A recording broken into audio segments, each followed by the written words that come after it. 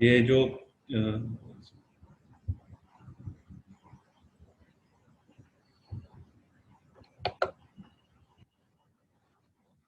ये जो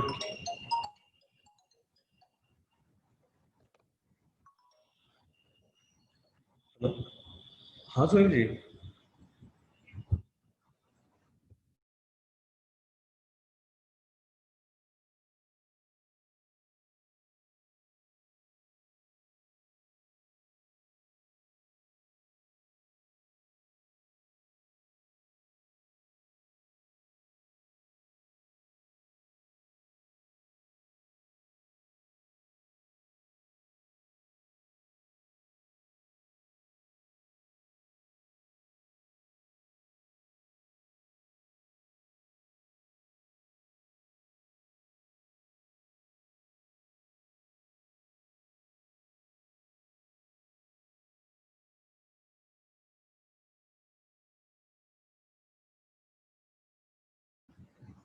हेलो।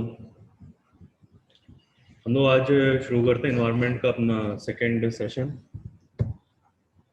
इसमें हम लोग सबसे पहला टॉपिक जो देखेंगे वो है जल शक्ति अभियान। जल शक्ति अभियान क्या है? बेसिकली हम लोग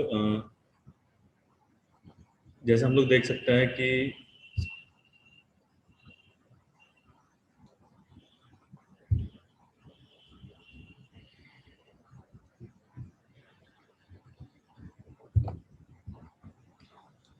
हम लोग यहाँ पे देख पा रहे होंगे इंडिया की जो annual per capita availability of water है।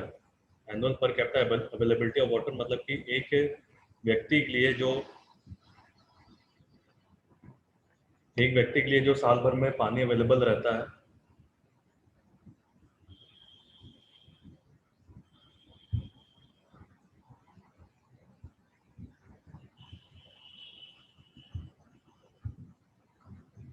एक व्यक्ति के लिए जो साल भर में पानी अवेलेबल रहता है, जो कि हम लोग देख सकते हैं कि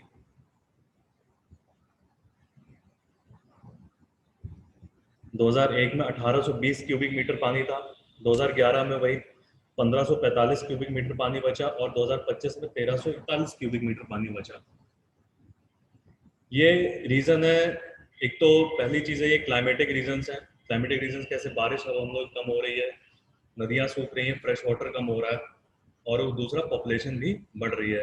पॉपुलेशन बढ़ रही है तो पानी की रिक्वायरमेंट बढ़ रही है, और उसी हिसाब से पर कैपिटा पर व्यक्ति के लिए जो पानी की रिक्वायरमेंट है वो भी कम हो रही है। जो कि हम लोग 2001 में 1820 थी और 2025 में अनुमान है 1341 है। जो जल शक्ति अभियान है, जो जल शक्ति अभियान है ये बेसिकली वाटर कंजर्वेशन और वाटर सिक्योरिटी के लिए चलाया जा रहा है।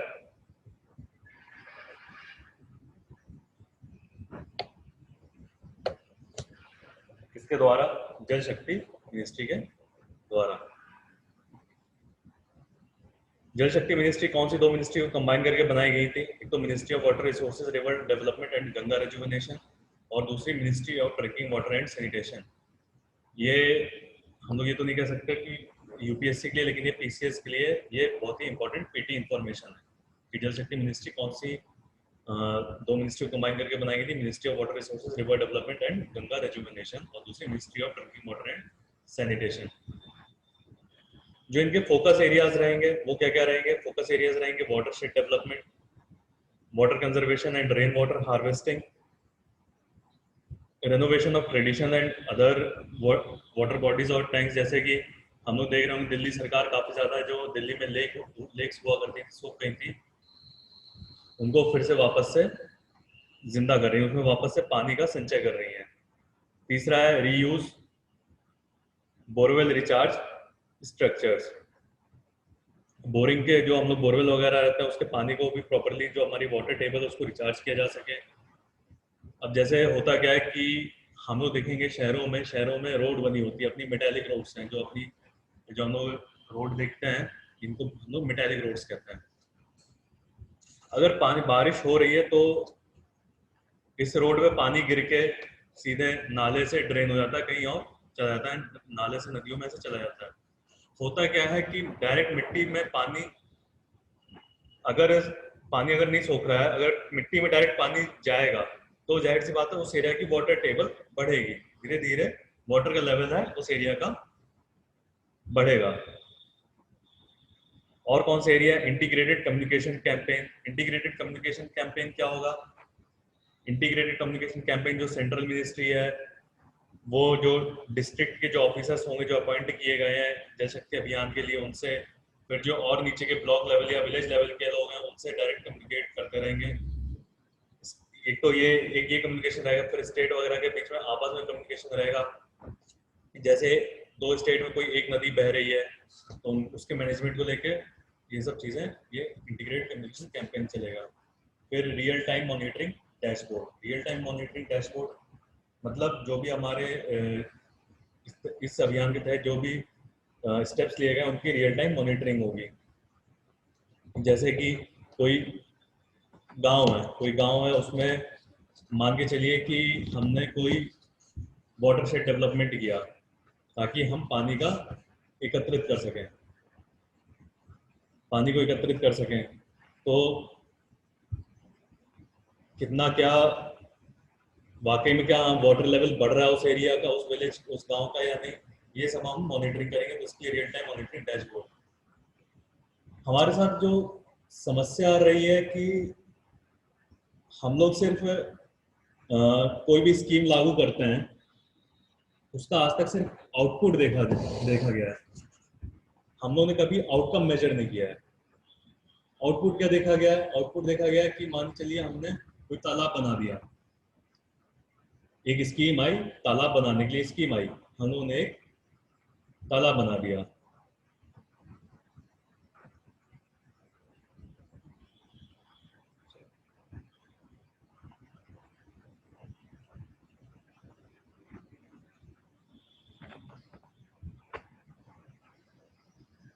कोई स्कीम आई, हम लोगों ने उसके तहत एक स्कीम आई कि तालाब बना दिया कि बारिश का पानी इकट्ठा किया जा रहा है।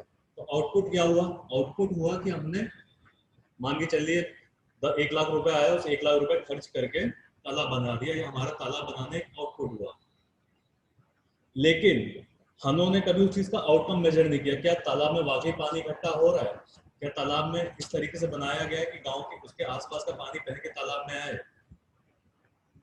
मान के चलिए अब तालाब बना दिया आपने, तालाब के चारों ओर चार दीवारी खड़ी कर दी तो आसपास का पानी तालाब के अंदर नहीं आएगा। सिर्फ जो वर्टिकली जो सीधे तालाब में गिरेगा सिर्फ उतना ही पानी एकत्रित हो पाएगा, जो आसपास से बह के पानी नहीं आ पाएगा।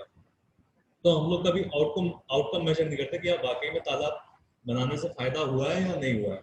हम लोग सिर्फ आउटपुट देखते हैं कि हाँ भाई तालाब बनना था, तालाब बन गया। हम लोग कभी आउटकम मेजर नहीं करते।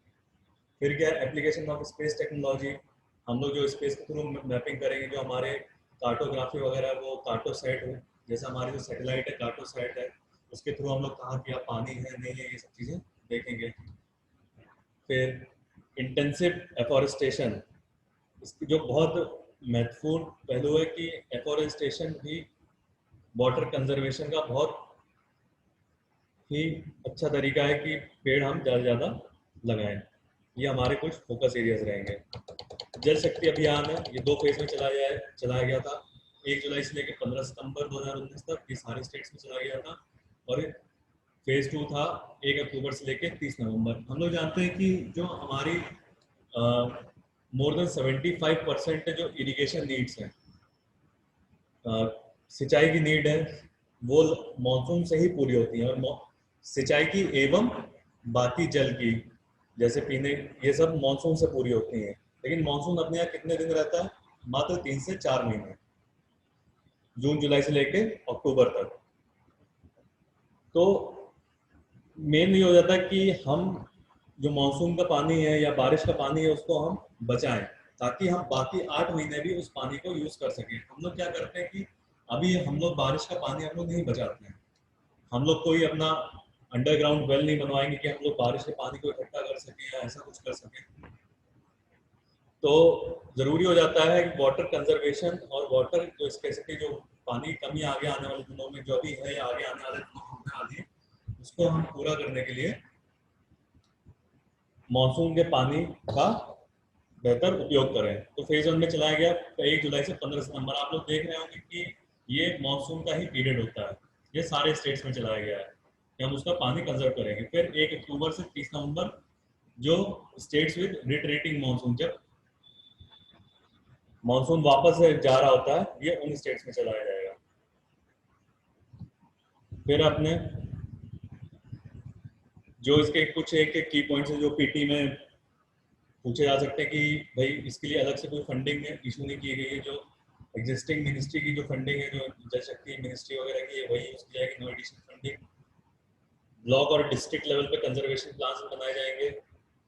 कृषि विज्ञान केंद्र मेला लगाया जाएगा, जिससे कि जो किसानों को सिखाया जा सके कि हम सिंचाई में बेहतर से बेहतर इफिशिएंसी कैसे ला सके, और क्या बेहतर हमारी जो क्रॉप है उनकी चॉइसेस होंगी। अब मान के चलिए कि कोई जिस जगह पानी की कमी है या फिर जहाँ पानी दोहन ज़्यादा होता है, बुंदेलखंड रीजन में अगर आप मान के चलिए किसान कैश क्रॉप के नाम पे, कॉमर्शियल क्रॉप के नाम पे पेपरमिंट लगाए, तो वहाँ की वाटर टेबल पे इसका बहुत बुरा असर पड़ेगा, क्योंकि पेपरमिंट की 1.5 साल की क्रॉप होती है, बार बार इसमें पानी लगाना पड़ता है, बहुत ज़्यादा पानी का इस्तेमाल करना पड़ता है।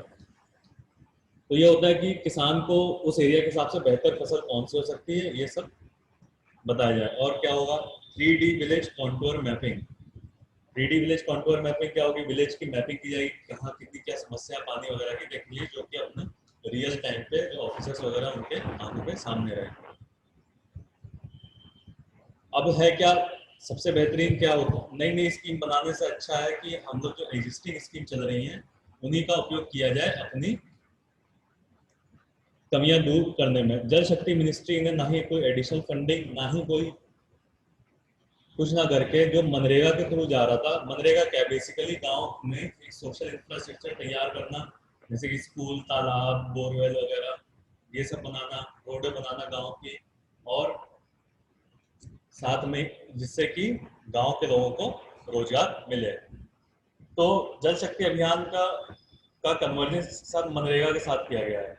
मनरेगा ही जल शक्ति अभियान को रूरल सेक्टर में चलाएगा। पहले फेज में 15,000 करोड़ रुपए लगाए जाएंगे। इससे क्या होगा कि जैसे पानी के कंजर्वेशन के लिए, पानी के संरक्षण के लिए हम लोग मनरेगा के तहत तहत ही इंफ्रास्ट्रक्चर या संरचना तैयार करेंगे, आधारभूत संरचना तैयार करेंगे।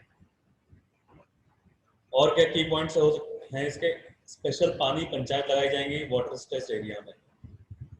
हम लोग कुछ स्टेट्स को देख लेते हैं जहाँ कुछ प्रोग्राम चलाए जा रहे हैं। राजस्थान में मुख्यमंत्री जल स्वावलंबन अभियान चलाया जा रहा है, महाराष्ट्र में जलयुक्त शिविर, तेलंगाना में मिशन काकतिया, मध्य प्रदेश में भागीरथ कृषक अभियान, गुजरात में community manage water supply program. अगर मान चलिए आपका ये किसी पीसीएस में या फिर यूपीएससी में आ जाता है मैच द फॉलोइंग की कौन सा प्रोग्राम किस राज्य द्वारा चलाया जा रहा है, तो आपको ये पता होना चाहिए। नॉर्थ ईस्ट में एक मेथड है हम लोग देखते हैं जो अपनाया जाता है वाटर कंजर्वेशन का या वाटर हार्वेस्टिंग का, डोंग बंद सिस्टम। फिर इसी में चीज एक टर्म आता है वाटर फुटप्रिंट। वाटर फुटप्रिंट क्या है, water footprint total volume of fresh water that is used to produce goods and services consumed by individual or community or produced by the business। मतलब हम कोई भी सामान बनाने या सर्विस, जैसे गुड्स या सर्विसेज, जैसे सर्विस क्या हो सकती है, अपना रेस्टोरेंट में गए, हमने जो भी खाना वगैरह में पका के दिया वो सर्विस हो गई, उसमें जो पानी लगा, या कोई गुड प्रोड्यूस करने में पानी लगा। अपने पूरे बिजनेस, जो भी एक इंडिविजुअल, जो भी गुड, एक तो जैसे मान के चलिए कि मैं एज ए इंडिविजुअल मैं दूध पीता हूँ, मैं रोटी खाता हूँ, मैं खुद नहाता भी हूँ, तो मैं गुड्स एंड सर्विसेज क्या यूज कर रहा हूँ, मैं दूध यूज कर रहा हूँ एज ए गुड। फिर सर्विसेज मान चलिए क्या यूज कर रहा हूँ, मैं बाहर जा रहा हूँ, खाना खा रहा हूँ, वो मेरी एक सर्विस हो गई, इन सब चीजों को मिला के जितना भी मैं पानी यूज करूंगा वो है हमारा वाटर फुटप्रिंट। एक इंसान जितनी भी सेवाएं या गुड्स यूज करने के लिए, उपभोग करने के लिए जो भी जितना पानी खर्च करता है वो अपना वाटर फुटप्रिंट कहलाता है। जल शक्ति मिनिस्ट्री के ही अदर स्कीम्स क्या है, एक है अटल भूजल योजना। अटल भूजल योजना जैसे हम लोग देख सकते हैं, भूजल भूजल यानी ये ग्राउंड वाटर से ही रिलेटेड है, ग्राउंड वाटर मैनेजमेंट के लिए है। कैसे? कम्युनिटी पार्टिसिपेशन के थ्रू। इसमें क्या, जैसे foster behavioural changes that promote conservation and efficient use of water. Behavioural changes कैसे? जैसे मान चलिए कि हम लोग किसानों को सिखाएं कि आप फ्लड इरिगेशन ना यूज करके ड्रिप इरिगेशन यूज करें या स्प्रिंकलर इरिगेशन यूज करें। ये एक सेंट्रल सेक्टर स्कीम है जो 2020-21 से 2024-25 तक चलाई जानी है। इससे world bank assistance, world bank इसमें मदद करेगा।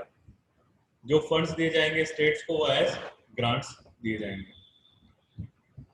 फिर है एक और नमामि गंगे योजना। नमामि गंगे योजना के क्या क्या ऑब्जेक्टिव्स हैं? Clean and protect Ganga river, water shade management of Ganga river basin, develop villages along main stem, जो गंगा नदी किनारे, जो मेन गंगा नदी का फ्लो है, जो मेन गंगा रिवर है, ताकि इधर उधर ट्रिब्यूटरीज, मेन गंगा नदी के किनारे जो गाँव है उनको, उनके डेवलपमेंट किया जाना है।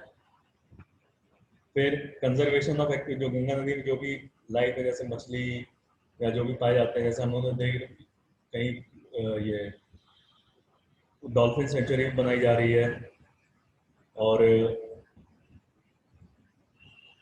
क्रोकोडाइल सेंचुरी वगैरह बनाई जा रही है बिहार में, वाराणसी में। ये सब कंजर्वेशन ऑफ एक्वेटिक जो भी मछली वगैरह, इन सबका संरक्षण भी करना है। फिर है establishment of clean Ganga fund. एक और स्कीम है जल क्रांति अभियान। जल क्रांति अभियान क्या है? जल क्रांति अभियान में ग्रास रूट लेवल यानी गांव के लेवल से वाटर मैनेजमेंट किया जाना है, और ताकि पानी का हम लोग संरक्षण करें और पानी के प्रति हमें पानी से सुरक्षा, पानी की सुरक्षा हमें प्रदान हो। इसके 4 कंपोनेंट हैं। पहला है जलग्राम योजना। दो ऐसे गांव चुने जाएंगे हर एक डिस्ट्रिक्ट में जहां पानी की बहुत ज्यादा कमी है, उनको कहा जाएगा जल ग्राम। फिर क्या, फिर उन्हीं गांवों से जल मित्र या नीर नारी चुने जाएंगे, जिनको थोड़ी एजुकेशन प्रोवाइड की जाएगी, अवेयरनेस प्रोवाइड करी जाएगी, ताकि वो बाकी गांव वालों में अवेयरनेस प्रोवाइड कर सके कैसे हमें पानी का कंजर्वेशन करना है, कैसे हमें पानी को बचाना है। फिर है development of model command area. एक स्टेट में लगभग 1000 हेक्टेयर की जमीन चुनी जाएगी जहाँ ऑलरेडी कुछ इरिगेशन से रिलेटेड या वाटर कंजर्वेशन से रिलेटेड स्कीम चल रही हो। फिर उसको बहुत अच्छे से डेवलप किया जाएगा, जहाँ पे हम लोग वहाँ पे एक वाटर कंजर्वेशन का आइडियल इंफ्रास्ट्रक्चर तैयार किया जाएगा।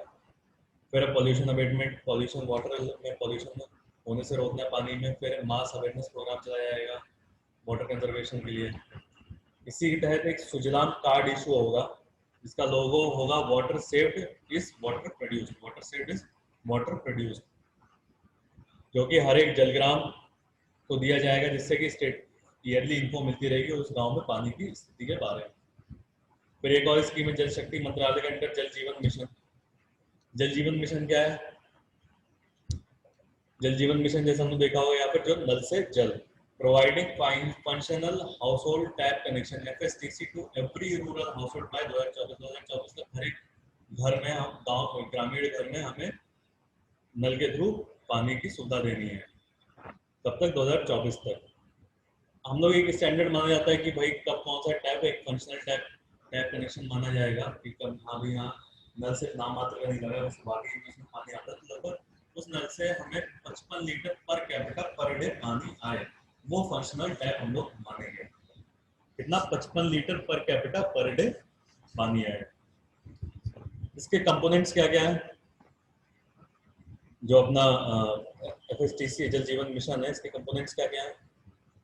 पहला,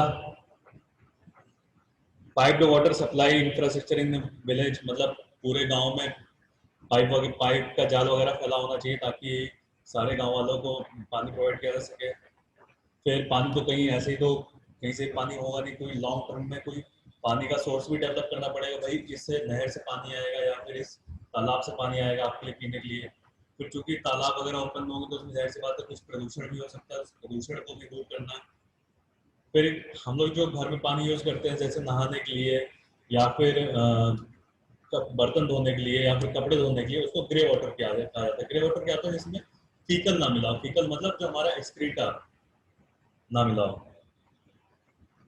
ठीक है, यूरिन या फीकल मीटर, फीकल मटेरियल ना मिला हो, वो ग्रे वाटर है। जैसे नहाने का पानी, नहाने में जो पानी गया या फिर उस चीज को नहाने में पानी गया या फिर कपड़े धोने में या बर्तन धोने में जो पानी गया या घर धोने में जो पानी गया, तो वो अपना ग्रे वाटर, ग्रे वाटर में, ताकि हम लोग उस पानी को फिर से रीयूज कर सकें क्लीन करके।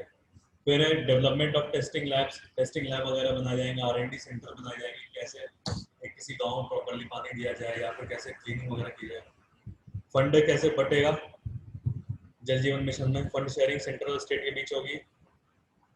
हिमालय हिमालय और नॉर्थ ईस्ट स्टेट में 90 और 10 के अनुपात में, अदर स्टेट्स के 50-50 के अनुपात में, और यूटीज के लिए, केंद्र शासित प्रदेशों के लिए 100% के उसमें पूरी 100% फंडिंग सेंटर करेगा।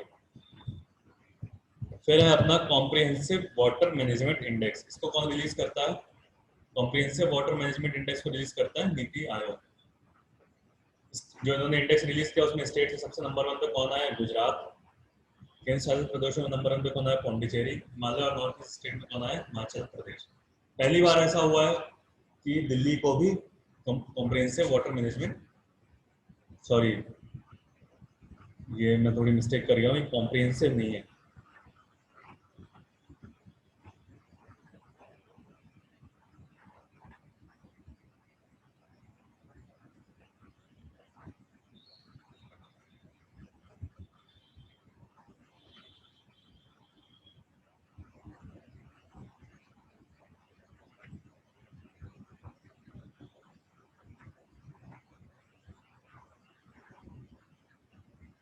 ये कॉम्प्रिहेंसिव नहीं है।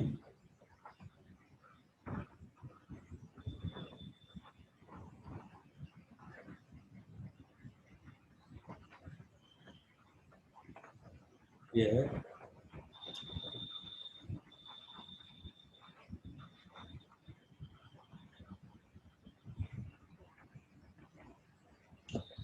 ये कंपोजिट है।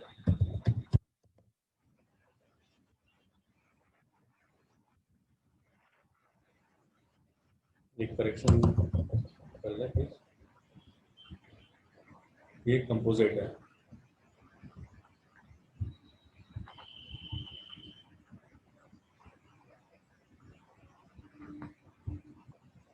कंपोजिट वाटर मैनेजमेंट इंडेक्स है।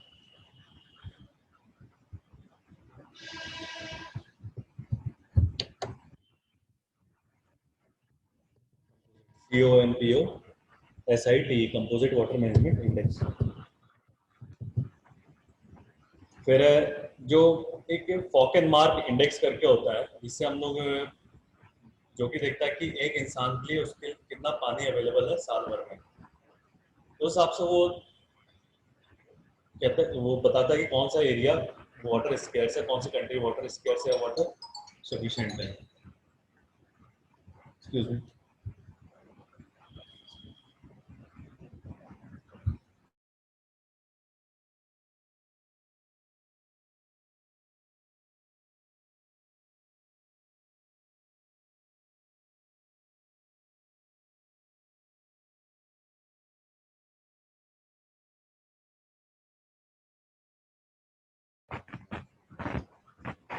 ये जो फॉकेन मार्क इंडेक्स है, अगर per capita water availability 1700 metre cube से कम है तो ये वाटर स्ट्रेस कैटेगरी में वो रीजन या वो कंट्री आएगी। अगर water availability 1000 metre cube per year per year है, 1000 मीटर क्यूब से नीचे, तो वो वाटर स्केर्स रीजन में आएगा। फिर अगर 500 मीटर क्यूब पर ईयर पर पर्सन है तो वो एब्सोल्यूट वाटर स्केर्सिटी, मतलब वहां जहाँ पे पानी की बहुत ज्यादा दिक्कत है। तो हम नेक्स्ट टॉपिक देखते हैं, पेमेंट फॉर इकोसिस्टम सर्विसेज।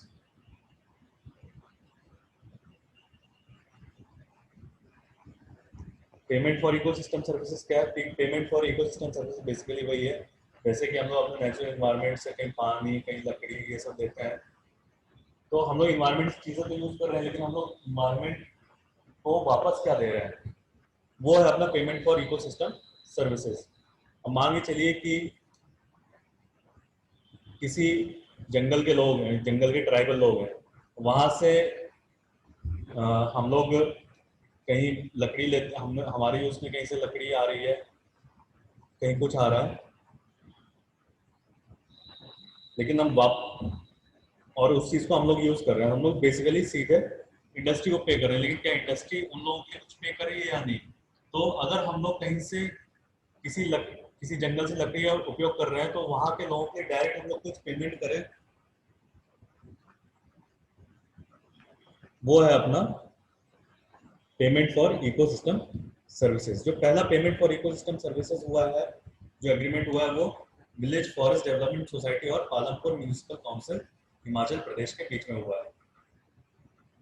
ये जो पेमेंट फॉर इकोसिस्टम सर्विस के बीच में एग्रीमेंट है, टोटली वॉलंटरी नेचर का हो सकता है। हम लोग चाहें तो सीधे, जैसे अगर मैं जंगल में रह रहा हूँ, मैं मेरे से कोई एग्रीमेंट में उतरना चाहे कि भाई हम तुम्हारे एरिया का हम पेड़ वगैरह यूज करेंगे, तो मैं उसको साफ मना कर सकता हूँ कि नहीं, हम यूज नहीं करेंगे। होता क्या बेसिकली, हम मान चलिए किसी नदी से पानी आ रहा है, उस नदी का पानी किसी शहर में पहुंचाया जा रहा है, हम लोग तो उस पानी को यूज कर रहे हैं बिना ये देखे नदी सूख रही है, क्या हो रही, क्या नहीं हो रहा है, क्या उस नदी में वापस से पानी रिचार्ज हो रहा है या नहीं हो रहा है, या उस किसी लेक, किसी शहर के अंदर कोई लेक, क्या उसमें वापस पानी रिचार्ज हो रहा है या नहीं हो रहा है। हम लोग क्या करेंगे, हम लोग उस नदी या लेक के रिचार्ज के लिए कि वो लेक पूरी तरह से संरक्षित रहे, कंजर्व रहे, कि अगर हमने मान लीजिए उस एक तालाब में, उस लेक में 1000 लीटर पानी है, तो 1000 लीटर पानी बना रहे हम यूज करें, फिर भी 1000 लीटर पानी बना रहे हैं, हम ऐसे तरीके लाए जैसे कि हम रेन वाटर हार्वेस्टिंग की इंफ्रास्ट्रक्चर लगाएं, ये सब करें, तो उसके लिए हमें एक पेमेंट करना पड़ेगा, वो है अपना पेमेंट फॉर इकोसिस्टम सर्विसेज, की ताकि जो हमारा इकोसिस्टम है, जो हमारा पर्यावरण है, पर्यावरणीय चीजें वो संरक्षित रहें। ये पूरी तरह से वॉलंटरी नेचर है। हम लोग पढ़ते हैं टाइगर के बारे में। टाइगर इंडियन टाइगर या रॉयल बंगाल टाइगर है, जिसका साइंटिफिक नेम है पैंथेरा टिग्रिस, टाइग्रिस। टाइगर एक अम्ब्रेला स्पीशीज है। अम्ब्रेला स्पीशीज मतलब अगर टाइगर खत्म, ये पूरे जो वहाँ का इकोसिस्टम है उस चीज को बिगाड़ सकता है। फिर क्या है, जो टाइगर के नॉर्मल हैबिटाट्स क्या होती है, जहाँ पे वो रहता है, ट्रॉपिकल रेन फॉरेस्ट में रहता है, या मार्शेस में रहता है, या जहाँ लंबी लंबी टॉल ग्रासेस होती हैं। कंजर्वेशन स्टेटस क्या है, आईयूसीएन में ये इंडेंजर्ड है। वाइल्ड लाइफ प्रोटेक्शन एक्ट के तहत ये शेड्यूल 1 में आता है, और साइट्स के तहत ये अपेंडिक्स 1 में आता है। एक रिपोर्ट आई थी, status of tigers co predators prey and their habitat 2018। 2014 में जो टाइगर एस्टिमेट था उसके अकॉर्डिंग 2226 टाइगर्स थे इंडिया में, और 2018 में वो बढ़ के हुए 2967 टाइगर। सबसे ज्यादा टाइगर कहाँ है? मध्य प्रदेश में, उस रिपोर्ट के अनुसार 526। कर्नाटक में 2014 में मध्य प्रदेश में 308 थे, बढ़ के 526 हो गए। कर्नाटक में 406 थे, बढ़ के 524 हो गए।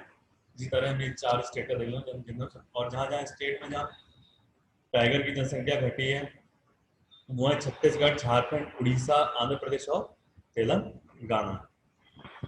जो टाइगर की पुरानी हैबिटेट है, जो उनका जहाँ उनका घर था, उसमें करीब 17,881 स्क्वायर किलोमीटर की गिरावट आई है। जो उनके घर, जो पुराने घर थे उनके, उनमें 17,881 स्क्वायर किलोमीटर कमी हुई है, आई है। लेकिन जो टाइगर है, उनने कुछ नए घर भी बनाए हैं, नए नए जगह वो उन्होंने विचरण किया है, तो उसमें कितना इजाफा हुआ? 25,709 स्क्वायर किलोमीटर, यानी नेट गेन अगर हम लोग देखें तो लगभग 8,000 स्क्वायर किलोमीटर का नेट गेन हुआ है। इंडिया में जो टाइगर कंजर्वेशन के लिए इनिशिएटिव लिए गए थे, नेशनल टाइगर कंजर्वेशन अथॉरिटी बनाई गई थी वाइल्ड लाइफ प्रोटेक्शन एक्ट के तहत 1900, वाइल्ड लाइफ प्रोटेक्शन एक्ट 1972 के तहत 1972 में ही नेशनल टाइगर कंजर्वेशन अथॉरिटी आई थी। ये एक स्टैट्यूटरी बॉडी है मिनिस्ट्री ऑफ एनवायरनमेंट, फॉरेस्ट और क्लाइमेट चेंज के अंडर। प्रोजेक्ट टाइगर जो कि लॉन्च हुआ था, उसके एनटीसीए ने एक प्रोजेक्ट टाइगर लॉन्च किया था 1973 में, जो कि 100% सेंट्रली स्पॉन्सर्ड स्कीम थी। इसमें बेसिकली क्या था, अब जैसे हम लोग टाइगर कंजर्व करना, हमें क्या करना होगी, कोचिंग रोकेंगे, उनको मारा ना जाए, उनकी खाल के लिए इनकी खाल वगैरह के लिए, जो कि इंटरनेशनल मार्केट में काफ़ी अच्छे दामों में मिलते हैं, उनको मारा ना जाए, फिर उनकी हैबिटाट को, उनके घर को कंजर्व किया जाए कि ताकि वहाँ पर कोई भी इकोनॉमिक एक्टिविटी ना हो या एंथ्रोपोजेनिक एक्टिविटी यानी इंसान का इंटरफेरेंस ना हो, शिकार भी उसको ना मारा जाए। ये सब चीज़ें हम लोग प्रोजेक्ट टाइगर के अंतर्गत की गई। ऐसे एमएस टाइप्स का सॉफ्टवेयर बेस्ड मॉनिटरिंग सिस्टम किसी एरिया में देखना है क्या कितना टाइगर है या नहीं है। और ग्लोबल स्केल पर कौन से एफर्ट लिए गए, ग्लोबल टाइगर इनिशिएटिव जो कि 2008 में लॉन्च किया था, ये alliance of governments, international organisation, civil society, private sector. अब मान के चलिए आपसे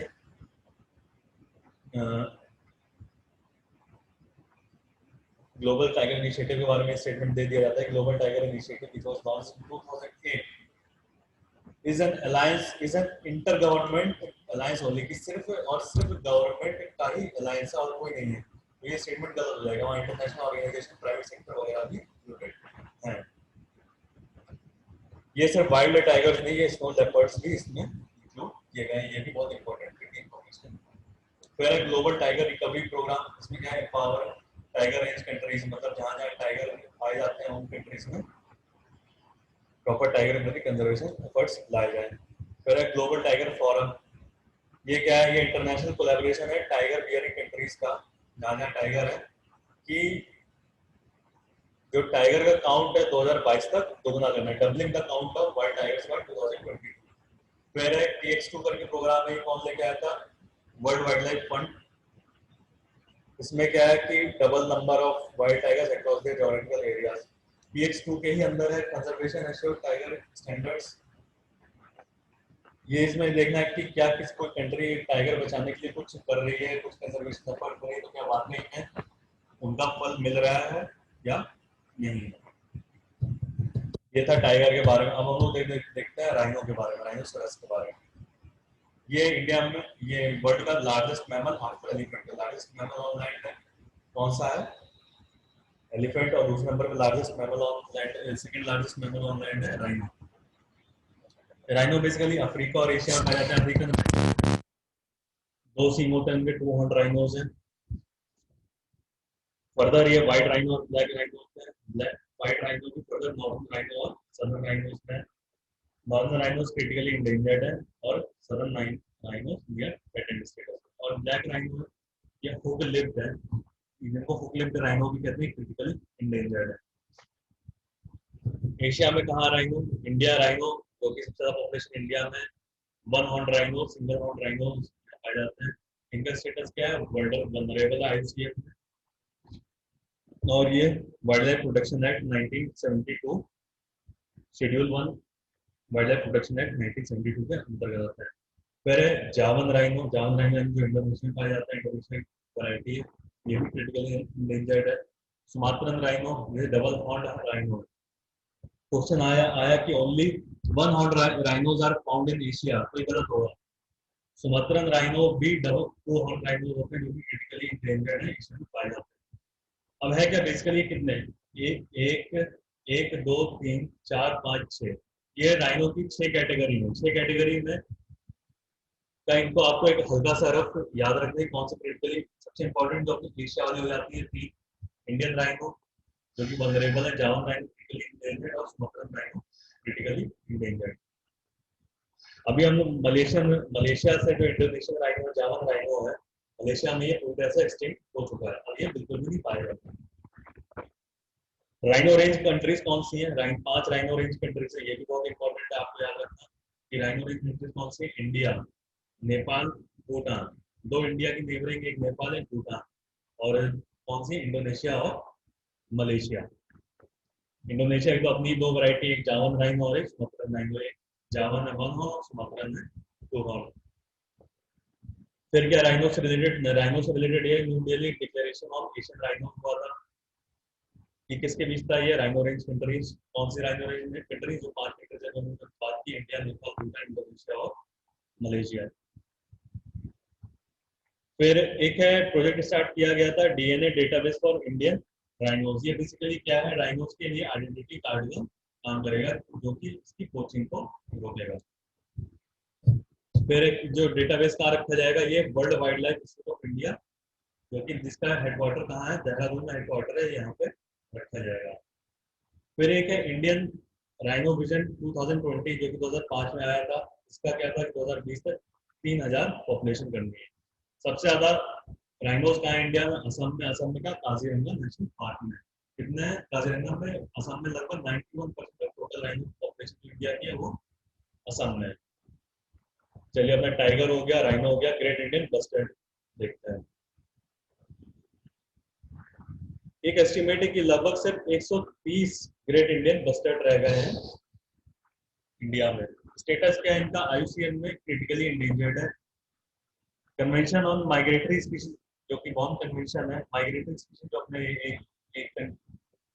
एक रीजन से दूसरे रीजन या किसी एक कंट्री से दूसरे कंट्री जाते हैं किसी खास मौसम में या किसी खास मौसम की वजह से, वो माइग्रेटरी स्पीशीज में आते हैं। बॉर्न कन्वेंशन कहा जाता है इसको।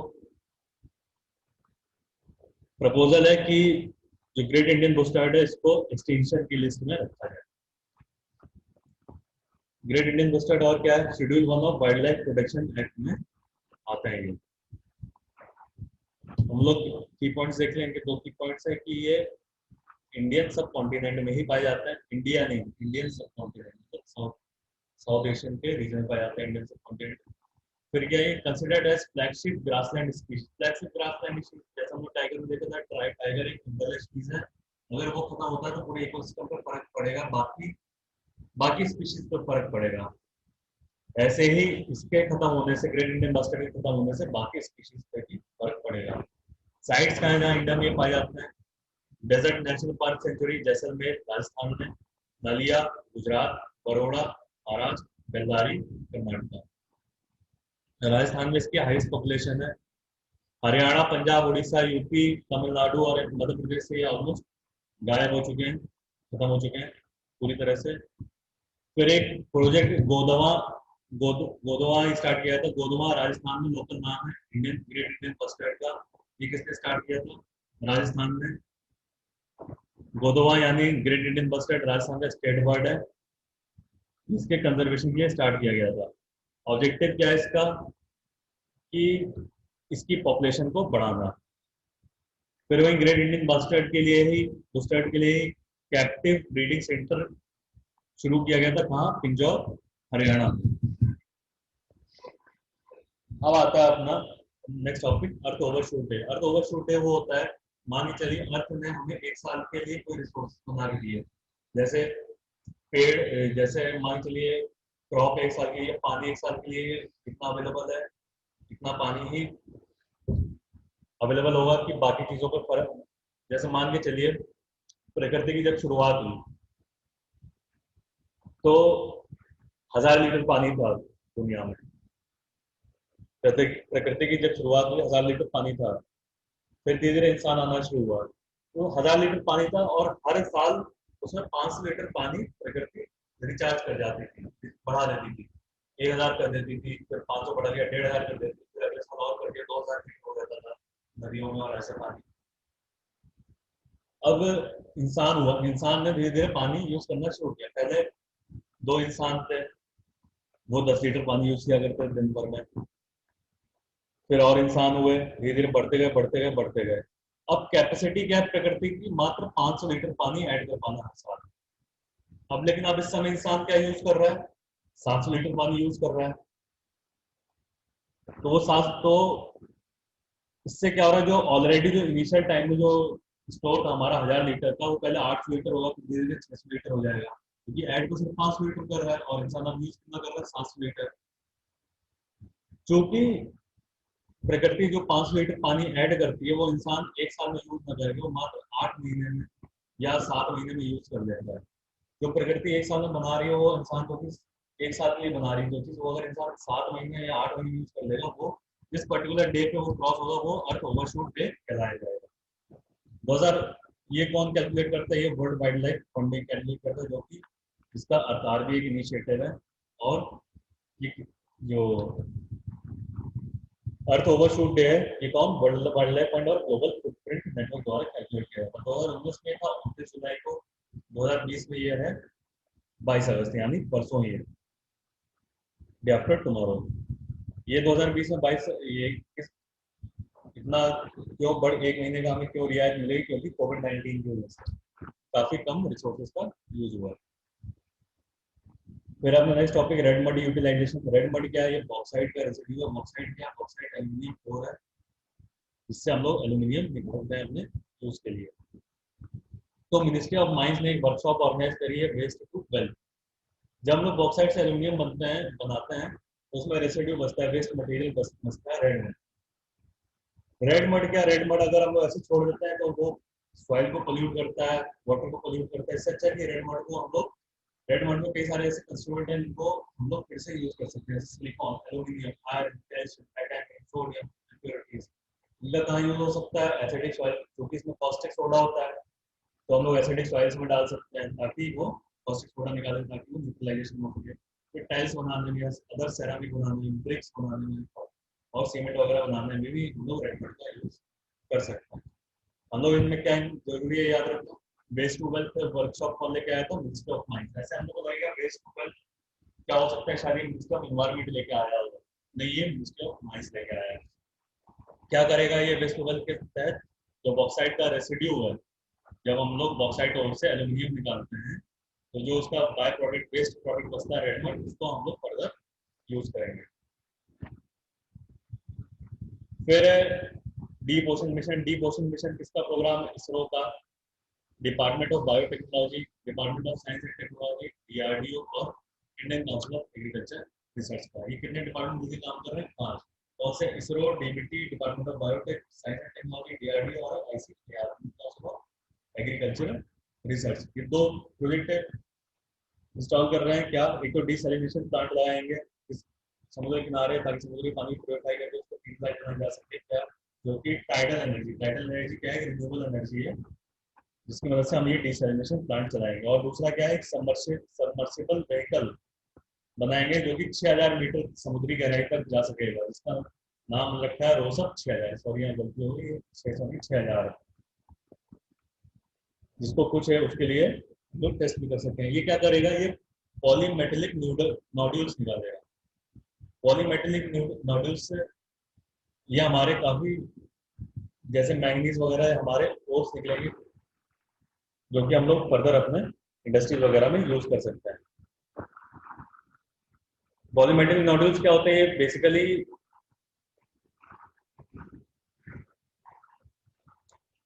जो पत्थर होता है उसके अराउंड, मैं आपको शो करता हूँ।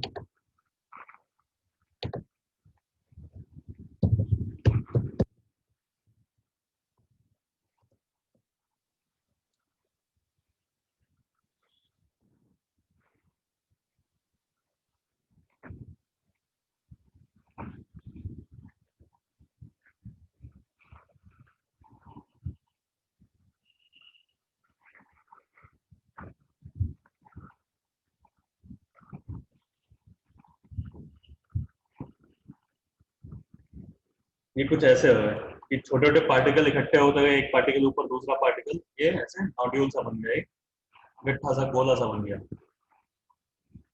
ये है अपना पॉलीमेटेलिक नोड्यूल्स। इंडिया को इंटरनेशनल सीबेड अथॉरिटी, जो कि जिसका हेडक्वार्टर का है जमैका में, 75,000 स्क्वायर किलोमीटर का एरिया अलाउट कर दिया गया है। कहाँ पे? सेंट्रल इंडियन ओशन बेसिन में, सीआईओटी में, ताकि वो अपना पॉलीमेट्रिक न्यूडल निकाल सके। इंडिया पहले से इसके तहत रिसर्च वगैरह कर रहा है। प्रोग्राम इन्होंने ये इन्होंने शुरू किया था CSIR में। पहला सैंपल अरेबियन सी से निकाला गया था रिसर्च व्हीकल गवेशानी के द्वारा। कब? कौन से ईयर में? 26 जनवरी 1981 में, सॉरी 1981 में निकाला गया था। इंडिया पहली कंट्री है जिसको पाइनियर स्टेटस का, पाइनियर इन्वेस्टर का स्टेटस मिला पॉलीमेटेलिक नोड्यूल एक्सप्लोरेशन में। तब 1987 में ही इसको मिल गया था। तो अपनी छोटे छोटे टॉपिक्स हैं, जैसे सरगासम सी है, ये किसके लिए जाना जाता है? सरगासम वीड के लिए। सरगासम क्या है? Boom for fish and weeds है, मतलब फिश और अदर वीड होती है उनके लिए एक बहुत ही इंपॉर्टेंट खाना है एक तरह से। फिर एक आता है होलोपेलागी सरगासम। होलोपेलागी सरगासम क्या है कि ना ही एल्गी है, ये एक तरह का एल्गी जो कि ना सिर्फ फ्रीली फ्लोट करता है ओशन में, बट ओशन में ही ये रिप्रोड्यूस भी करता है, मतलब ओशन में ही और बढ़ता जाता है। सरगासो सी है, ये किससे घिरा हुआ है?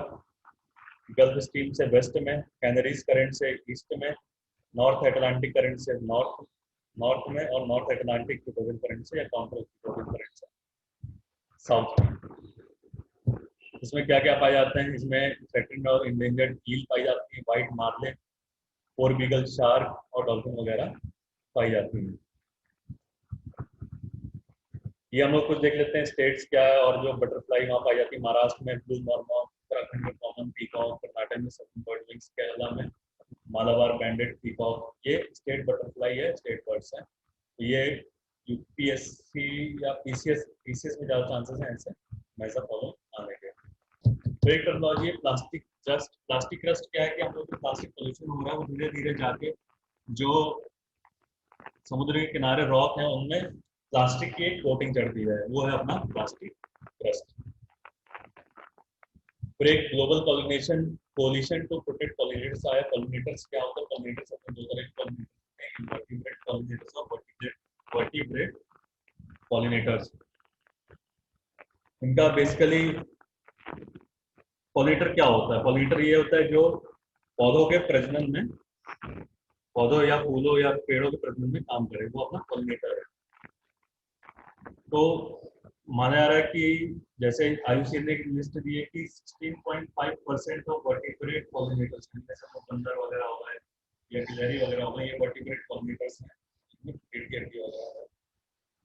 ये 16.5% ये थ्रेटेंड है। समान के लिए पॉलिनेटर नहीं बचेंगे, मधुमक्खी खत्म हो गई, बटरफ्लाई तितलियां वगैरह खत्म हो गई, तो पॉलिनेशन हो नहीं पाएगा। जो पौधों का या फूलों का या फिर अपने जो इनका प्रेजेंट नहीं हो पाएगा, तो एक जगह से सीड दूसरी जगह नहीं जा पाएगी, तो इससे पेड़ पौधे सब खत्म होते जाएंगे।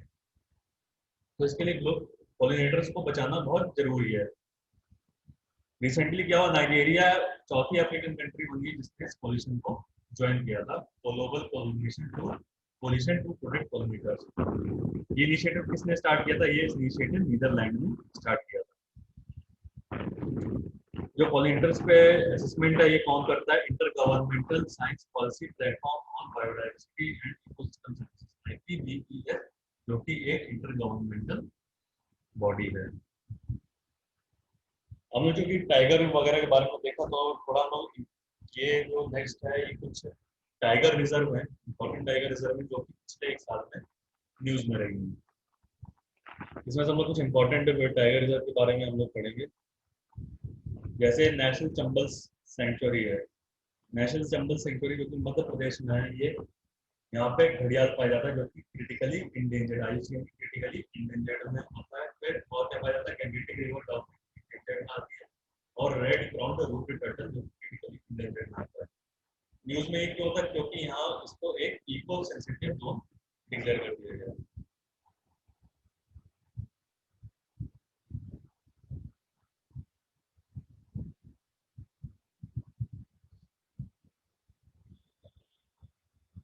संजय गांधी नेशनल पार्क जो कि महाराष्ट्र में, इसमें क्या हुआ? जो लास्ट कैप्टिव व्हाइट टाइगर जिसका नाम बाजीराव था, उसकी मौत हो गई।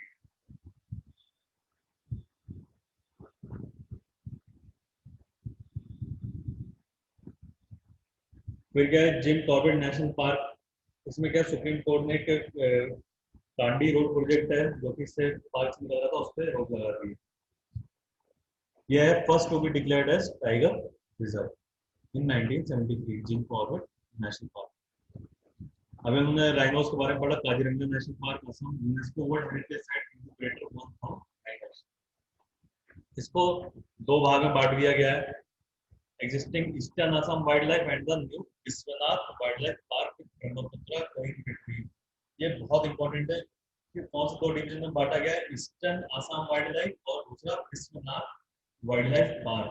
इससे ब्रह्मपुत्र बहती है। अगर आ गया कि ईस्टर्न असम वाइल्ड लाइफ में ब्रह्मपुत्र बहती है और असम वाइल्ड लाइफ पार्क में इंटरचेंज कर दिया, तो ये गलत हो जाएगा स्टेटमेंट। और काजीरंगा को एक इंपॉर्टेंट बर्ड एरिया माना गया बर्ड लाइफ द्वारा। और क्या है, नौरा देवी वाइल्ड लाइफ सेंचुरी बहुत इंपॉर्टेंट हो जाती है। क्यों? क्योंकि जो चीता लेके आ जाएंगे नामीबिया से वो यहीं पे रहते हैं। और क्या है,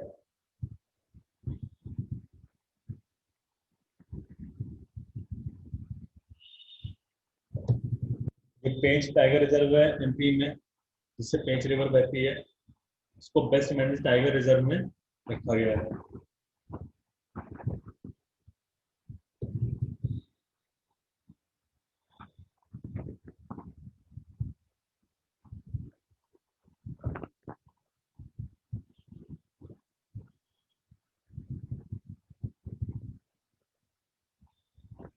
उन्होंने भी देखा था कि जैसे ग्रेट इंडियन बस्टर्ड के बारे में पढ़ा था, डेजर्ट नेशनल पार्क जीटी ने सेंटर को बोला है टाइम और एक्शन प्लान बनाइए 2 महीने के अंदर ग्रेट इंडियन बस्टर्ड को बचाने के लिए।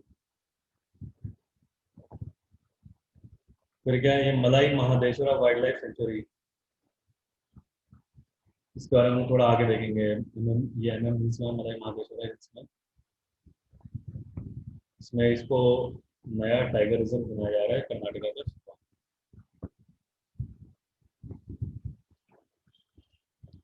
Goa is the only state in which India has which has protected complete Western Ghats section. कैसे भगवान महावीर सेंचुरी सेंचुरी गोवा में। फिर पक्के टाइगर रिजर्व काफी ज्यादा न्यूज में थी, इसके बारे में पढ़ना ही जरूरी है कि bounded by Kameng river in the west and north and by Pakke river in the east. Pakke tiger reserve Pakke river के नाम पे है, जो कि कामिंग रिवर और पक्के रिवर, जैसे क्वेश्चन आ गया कि Kameng river flows near to या touches boundary with Pakke tiger reserve, तो आपको लगेगा नहीं कामिंग रिवर नहीं होगी पक्के रिवर होगी, नहीं, कामिंग रिवर की बाउंड्री बनाती है इसका, और पक्के रिवर की दोनों बाउंड्री बनाती हैं। ये फेमस किस लिए? हॉर्नबिल नेस्ट एडॉप्शन प्रोग्राम के लिए। फिर इसमें ये अमराबाद टाइगर रिजर्व सेंटर ने परमिशन दे दी है यूरेनियम एक्सप्लोरेशन के लिए। अमराबाद टाइगर रिजर्व कहाँ है? ये तेलंगाना में, तेलंगाना नल्लामला हिल्स में, कौन सी डिस्ट्रिक्ट? हॉसलोर डिस्ट्रिक्ट, महबूब नगर और नालगोंडा डिस्ट्रिक्ट। ये इंडिया की सेकेंड लार्जेस्ट टाइगर रिजर्व है Nagarjuna Sagar Shri slam tiger reserve के बाद। यहाँ पे माउस डियर की इंडियन, जो कि एक इंडेंजर्ड स्पीसीज है, फिर से रीइंट्रोड्यूस किया गया है। यहाँ पे कौन सी ट्राइब पाई जाती है अमराबाद टाइगर रिजर्व में? चेचू ट्राइब। और क्या है यहाँ पे? यहाँ पे खंडहर है किसके? नागार्जुन विश्वविद्यालय, जो कि बुद्धिस्ट स्कॉलर नागार्जुनाचार्य द्वारा चलाया जाता था 150 ईस्वी में। फिर है मुदुमलाई टाइगर रिजर्व, ये कहाँ है? ये नीलगिरी डिस्ट्रिक्ट तमिलनाडु में है। ये ट्राई जंक्शन पे कर्नाटक, केरल और तमिलनाडु के। ये नीलगिरी बायोस्फीयर रिजर्व का पार्ट है।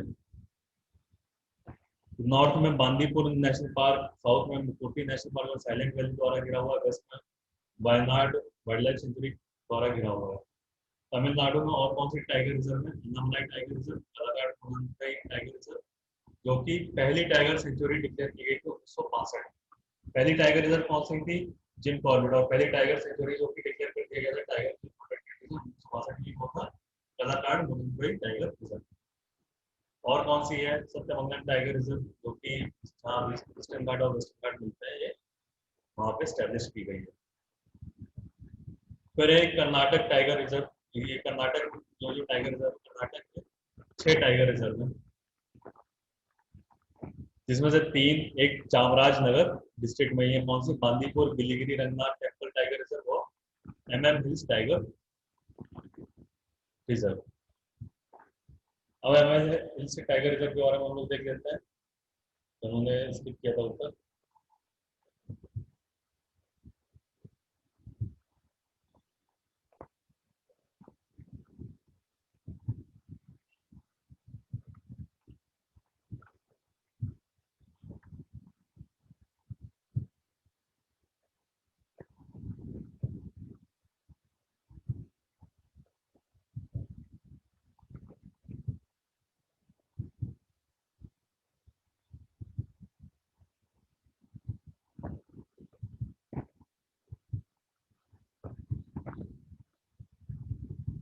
ये है मलाई महादेश्वरा वाइल्ड लाइफ सेंचुरी यानी हिल्स टाइगर रिजर्व। ये छठवीं टाइगर रिजर्व होगी कर्नाटक की।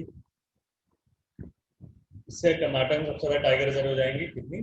6 टाइगर रिजर्व हो जाएंगी।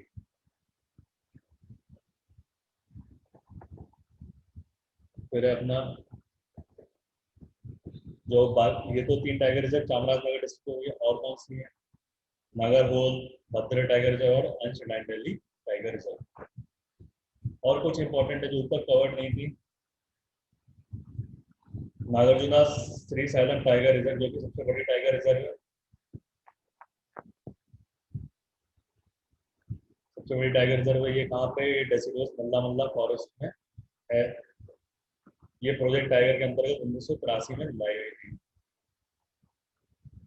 फिर और इम्पोर्टेंट हम लोग देख लेते हैं थोड़ा। ये सारी जितनी मैंने बताई है ऊपर की, ये लगभग 32-33, और अभी आगे आने वाली ये सारी न्यूज में रही पिछले साल। ये नामदफा नेशनल पार्क बहुत ज्यादा इंपॉर्टेंट है। जिसमें क्या हुआ कि एक रनवे बनाया गया विजयनगर विलेज में। It is the largest protected area in the eastern Himalayan biodiversity hotspot, और ये तीसरा सबसे बड़ा नेशनल पार्क है इंडिया का। क्या क्या पाया जाता है? It is the only park in the world to be home to 4 cats. ये बहुत ज्यादा इंपॉर्टेंट इंफॉर्मेशन है। क्या है ओनली पार्क? कौन सी? 4 cat, snow leopard, clouded leopard, common leopard और टाइगर। होलक गिबन्स जो कि एक तरह के बंदर जैसे होते हैं, एक होता है ये, जो कि होलक गिबन्स सिर्फ अकेले बंदर स्पीशीज, एक स्पीशीज जो इंडिया है यहीं पे नामदफा नेशनल पार्क में ही पाया जाता है। फिर से देखिए पक्के टाइगर टाइगर रिजर्व आ गए। काजीरंगा के बारे में थोड़ा देख लेते हैं। नेशनल पार्क एस्टेब्लिश किया गया था 1974 में, sorry UNESCO world heritage, sorry national park 1974 और यूनेस्को वर्ल्ड हेरिटेज साइट 1925 में, और 1985 में, और टाइगर रिजर्व 2007 में।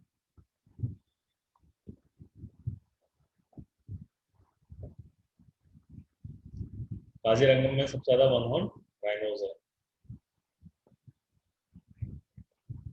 फिर है पवित्र वाइल्ड लाइफ सेंचुरी, इसको मिनी काजीरंगा भी कहा जाता है। इसमें कैसी वेजिटेशन है? Wet savanna vegetation.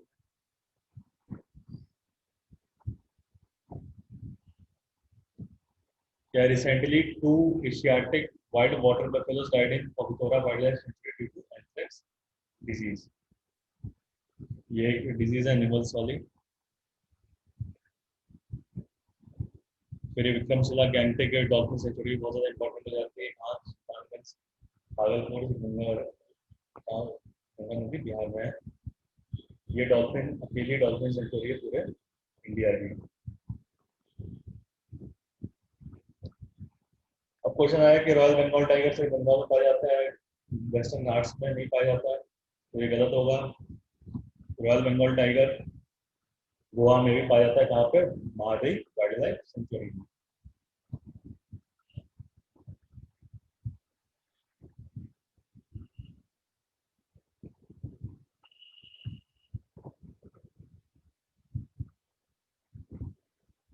मलई महेश्वरा मंदिर किया।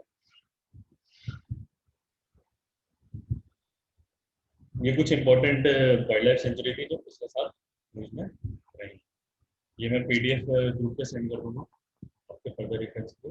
आज का सेशन हम लोग यहीं पे एंड करते हैं। Thank you. Thank you sir.